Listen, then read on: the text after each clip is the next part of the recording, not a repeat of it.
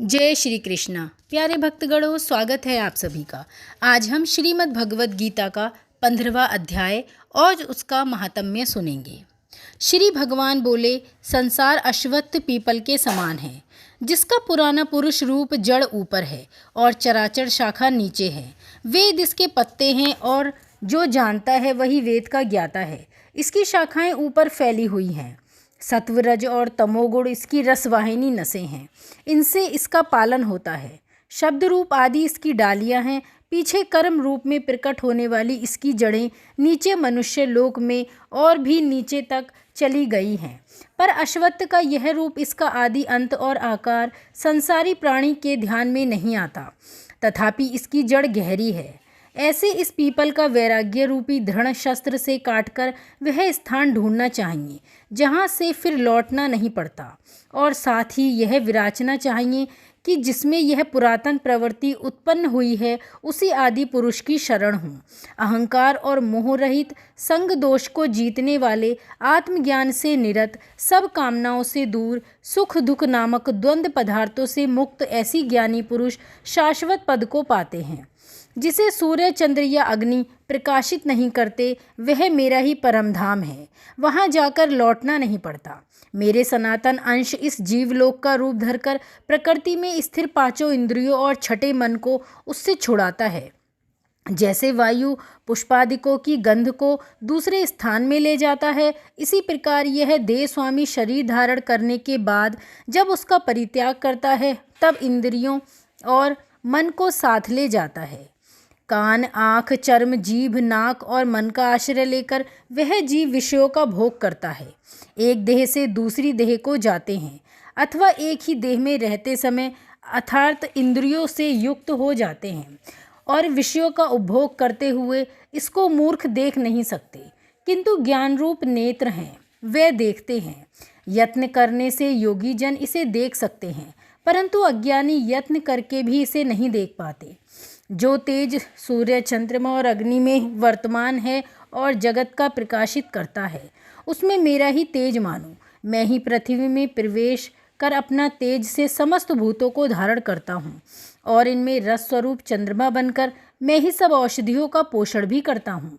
मैं जठर अग्नि होकर प्राणियों की देह में प्रविष्ट करता हूँ, और प्राणवायु अपान वायु से संयुक्त होकर चारों प्रकार भक्ष्य, भोज्य, चोष्य, लेह से भोजन किए हुए प्राणियों के अंत को पचाता हूँ। संपूर्ण भूतों के हृदय कमल में निवास करता हूँ। मुझसे ही मृति ज्ञान और उनका नाश होता है। सब वेदों के जाने योग्य मैं ही हूँ। वेदांत का कर्ता और वेदों का ज्ञाता मैं ही हूँ। इस संसार में चर और अचर दो पुरुष हैं। जिसने नाशवान प्राणी हैं वे चर कहलाते हैं, और उसमें कूटस्थ अर्थात शैल शिखर के भांति स्थिर चैतन्य को अचल कहते हैं। किंतु उत्तम पुरुष परमात्मा विकार रहित, सर्वनियंता, बद्ध, मुक्त, नित्य रूप तीनों लोकों में प्रविष्ट होकर धारण पोषण करता है। वह इन दोनों से अलग है। मैं चर और अचर से उत्कृष्ट हूँ। इसी कारण से लोक और वेद में पुरुषोत्तम नाम से विख्यात हूँ। हे भारत, जो ज्ञानी जन इस प्रकार से मुझको पुरुषोत्तम जानता है, वह सब कुछ जानता है और सर्वतोभावेत मेरा ही स्मरण करता है। हे भारत, शास्त्र के गुह भेद को जो मैंने कहा है जानकर बुद्धिमान पुरुष कृतकृत्य होता है।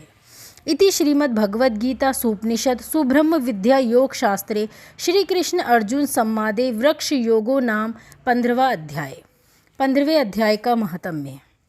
श्री नारायण जी बोले, हे लक्ष्मी, अब 15वें अध्याय का महात्म्य सुनो। उत्तर देश में एक नरसिंह नाम का राजा था और सुभ्रा नाम का मंत्री था। राजा को मंत्री पर बड़ा भरोसा था। मंत्री के मन में कपट था। मंत्री चाहता था कि राजा को मारकर वह राज्य में मैं ही करूं। इसी भांति कुछ काल व्यतीत हुआ। एक दिन राजा नौकरों चाकरों सहित सो रहा था।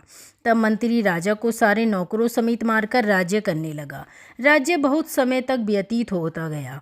एक दिन वह भी मर गया। यमराज के पास दूत बांधकर ले गए। यमराज ने कहा, हे यमदूतों, यह बड़ा पापी है, इसको घोर नरक में डाल दो। हे लक्ष्मी, इस प्रकार वह पापी कई नरक भोगता भोगता धर्मराज की आज्ञा से घोड़े की योनि में आया। संकल द्वीप में जाए घोड़ा भया। बड़े घोड़ों का सौदागर उसे मोल ले गया तथा और भी घोड़े खरीद करके अपने देश को चला। चलते चलते अपने देश में आया। तब वहाँ के राजा ने सुना कि अमुक सौदागर बहुत घोड़े ले आया है। तब राजा ने उसे बुलाया और कई घोड़े खरीदे। उस घोड़े को भी खरीदा। जब उस घोड़े पर हाथ फेरा तब राजा ने देखकर उससे सिर फेर लिया। राजा ने देखकर कहा, यह क्या बात है जो घोड़े ने सिर फेरा? तब राजा ने पंडित को बुलाकर पूछा कि इस घोड़े ने हमको देखकर सिर क्यों फेरा, इसका क्या कारण है? पंडित ने कहा, हे राजन, इस घोड़े ने आपको सिर नवाया है। राजा ने कहा, यह बात नहीं है। कई दिन पीछे राजा शिकार खेलने को उसी घोड़े पर सवार होकर गया। वह घोड़ा जल्दी चलता था। राजा शिकार खेलते खेलते बहुत दूर चला गया। उस दिन राजा के जाते ही शिकार मारा। बहुत प्रसन्न हुआ राजा। दोपहर हो गई। राजा को तृषा लगी। वन में एक साधु देखा। कुटिया में बैठा, तालाब जल से भरा था। वहाँ राजा उतरा, घोड़ा वृक्ष से बांधकर कुटिया में गया। देखा तो साधु अपने पुत्र को गीता के 15वें अध्याय का पाठ सिखा रहा था। वृक्ष के पत्ते पर श्लोक लिख दिया। वहाँ को बालक को कहा, खेलते फिरो और इसको कंठ भी करो। जिस वृक्ष से राजा ने घोड़ा बांधा था उसी वृक्ष के पत्ते पर श्री गीता जी का श्लोक लिखा। वह बालक पत्ता लेकर खेले और उसे पढ़े। उस पत्ते ने घोड़े को देखा। तत्काल उसकी देवी देह पाई। स्वर्ग से विमान आए जिस पर बैठकर बैकुंठ को चला। इतने में राजा पानी पीकर बाहर आया तो देखा घोड़ा मरा पड़ा है। राजा चिंतावान होकर बोला, यह घोड़ा किसने मारा? इसे क्या हुआ? इतने में वह बोला, हे राजन, तेरे घोड़े का चैतन्य मैं हूँ। मैंने अब देवदेही पाई है, बैकुंठ को चला हूँ। राजा ने विस्मित होकर दंडवत की। पीछे से और सेना के लोग आ गए। राजा सवार होकर घर गया। अपने पुत्र को राज्य देकर आप वन में गया। तब करने लगा। श्री गीता जी के 15वें अध्याय का पाठ किया, जिसके प्रसाद से राजा भी परमगति का अधिकारी हुआ। श्री नारायण बोले, हे लक्ष्मी, 15वें अध्याय का यह महात्म्य जो मैंने कहा और तुमने सुना। बोलो श्री गीता जी के 15वें अध्याय की जय।